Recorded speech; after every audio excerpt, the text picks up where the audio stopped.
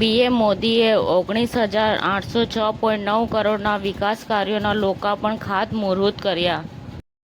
ઈરાનના પ્રવક્તા ઇસ્માઇલ બકાઈએ સ્પષ્ટતા કરી હતી કે યુદ્ધ શરૂ થયા પછી અમેરિકાનો સાથે કોઈપણ પ્રકારની વાટાઘાટો કરવામાં નથી આવી.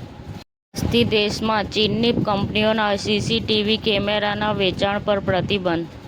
ભારતમાં 15 વર્ષ પછી 1 એપ્રિલથી વસ્તી ગણતરી શરૂ થશે. રિતેશ દેશમુખની ફિલ્મ રાજા શિવાજીનો ધમાકેદાર ફર્સ્ટ લુક ટીઝર રિલીઝ.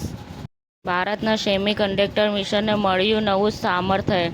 વડાપ્રધાન શ્રી નરેન્દ્ર મોદીના હસ્તે સાણંદ ખાતે 33,000 કરોડના કેન્સ સેમિકોન ઓએસએટી પ્લાન્ટનો શુભારંભ કરવામાં આવ્યો. લિએન્ડર પેસને પશ્ચિમ બંગાળમાં ચૂંટણીમાં ઉમેદવાર બનાવી શકે છે ભાજપ.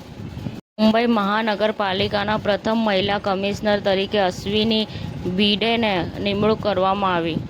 અબુધાબીની કંપનીએ યુએસ ગેસ કંપનીને હસ્તગત કરવા માટે $2.25 બિલિયનના સોદા પર હસ્તાક્ષર કર્યા.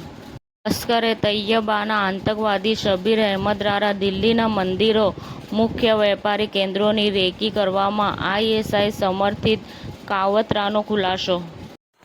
સમાચાર ટુડે ન્યૂઝ ચેનલની ટીમ અને જે સત્ય છે તે જ બતાવશે. આપ જોતા રહો સમાચાર ટુડે ન્યૂઝ ચેનલ. ગુજરાતની ધરતીનું ગુજરાતીઓ માટે જ એટલે કે સમાચાર ટુડે ન્યૂઝ.